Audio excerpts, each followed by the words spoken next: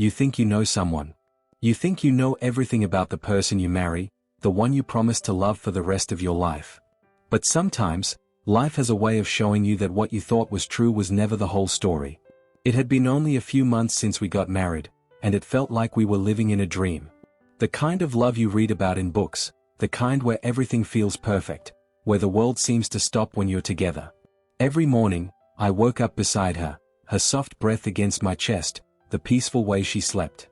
And every night, before I left for my night shift at the hospital, I kissed her goodnight, feeling like the luckiest man alive.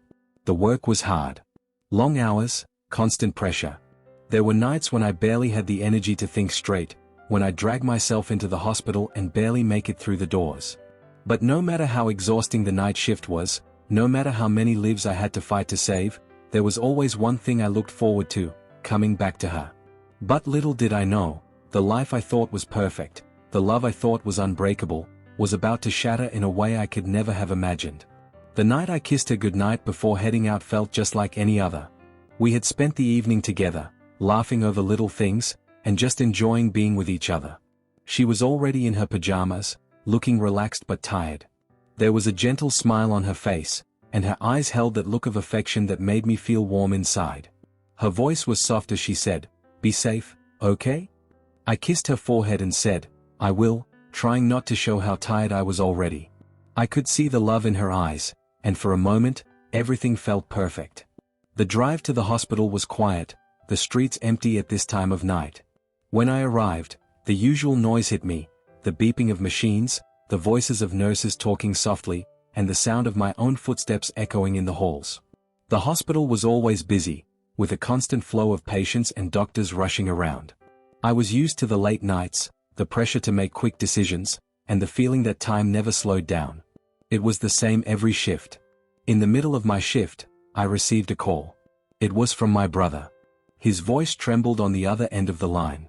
"Hey, it's Mom. She's gone. We lost her." The words hit me hard, like a punch to the stomach. For a moment, I couldn't breathe. My mother, gone? It didn't make sense.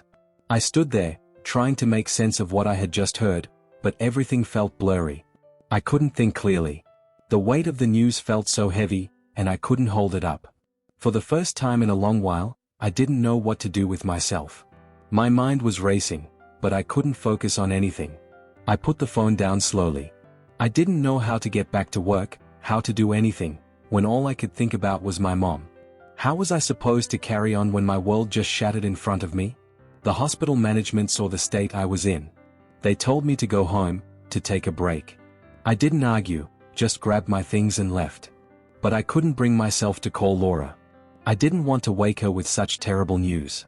She would be heartbroken, and I wasn't sure I could handle that either. So, I drove home, trying to clear my head. The rain started falling lightly as I pulled into the driveway. It was quiet. Too quiet. The world felt like it was in a fog, and I was just moving through it. I walked inside as quietly as I could, not wanting to wake Laura. She was probably still sleeping, the way she always did when I left for my shift. The soft hum of the house, the dim light from the kitchen. It all felt strangely serene. But something was wrong.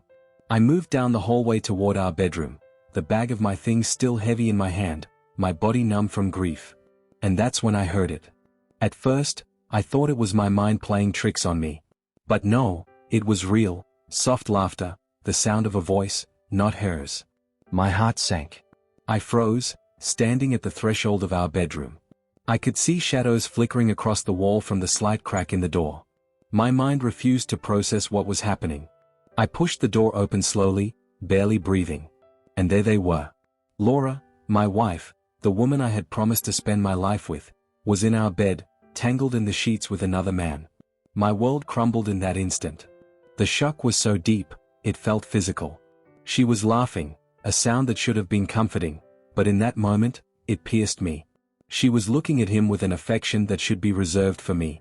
I felt an overwhelming wave of confusion, anger, and sadness. And at that moment, I couldn't even tell which hurt more, losing my mother earlier that day, or the betrayal I was witnessing now. They didn't notice me at first. The man's back was to me, his body pressed against Laura's, and she was completely focused on him, completely lost in the moment. The minute Laura turned her head and saw me standing there in the doorway, her eyes widened with panic, her expression shifting from pleasure to terror. I wanted to speak, to say something, but the words wouldn't come. It was as if my body had betrayed me, just like she had. I stood there, paralyzed, staring at the wreckage of my life, not knowing what to do or say. How could this be happening?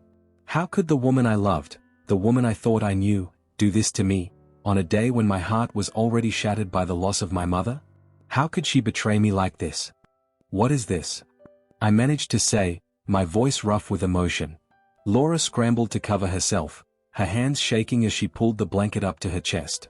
Her face was pale, but the look in her eyes, fear and guilt, told me everything I needed to know. The man in our bed, the stranger I didn't even know, jumped up in a panic, quickly grabbing his clothes, his hands fumbling as he tried to get dressed. He mumbled a string of apologies, words I couldn't hear, didn't want to hear. I didn't care. Wait. Laura called after him, but he was already halfway out the door, disappearing into the night. Her eyes met mine then, full of tears, wide with fear, as if she couldn't believe what was happening either. It's not what it looks like, she said, her voice trembling. I wanted to scream at her, to demand how she could say that. Of course it was exactly what it looked like. But instead, I just stood there, feeling the weight of everything that had just shattered in an instant. Her words were empty. Nothing could explain this. Nothing could take away the feeling that the woman I loved had just turned her back on me, had given herself to another man. I let out a forced laugh, my hands shaking as I reached for a duffel bag. Not what it looks like? I said, my voice hollow. I come home heartbroken, grieving the loss of my mom, and I walk in on this? You expect me to believe it's nothing? The words came out sharp, laced with disbelief and pain. Her face crumpled, and she started crying, as she tried to explain.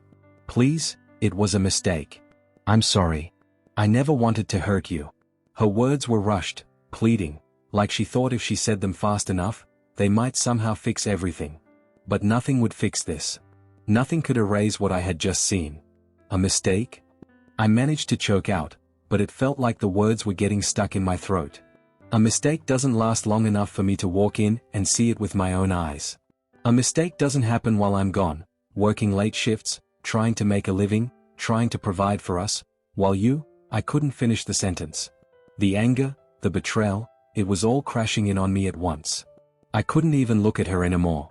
I turned away, moving toward the door. I couldn't stay in that house anymore. It wasn't home anymore. Not after what I had seen. Where are you going? She cried, rushing after me. I didn't stop. I didn't turn around. Shoved a few clothes inside without even thinking, and walked out the door. I can't stay here, I said. And with that, I left. Without a second thought, without looking back. There was nothing left for me there. That night, I drove to my brother's house, not really thinking about the road or the world outside the car. I just needed to be somewhere, anywhere, other than home. The images of what I'd walked in on kept flashing in my mind, and I needed to escape it, to find some space where I could breathe again. My mind was torn between the grief of losing my mother and the betrayal that hit me like a punch in the gut. The pain from seeing my wife in that moment, those images, those feelings, was a kind of hurt I had never imagined. It wasn't just the shock of it, but the realization that everything I thought was real had been a lie. I didn't have to question it, didn't have to wonder if I had misunderstood. What I saw was clear, undeniable. She had made her choice. And in doing so, she made mine for me. The path was set, the decisions were made, and I had no choice but to follow through. But for now, I had to focus on something else, the loss of my mother. I needed to grieve that first, to let the sadness settle into my bones before I could even begin to deal with the other pain. I couldn't tackle both at once. One hurt was enough for tonight.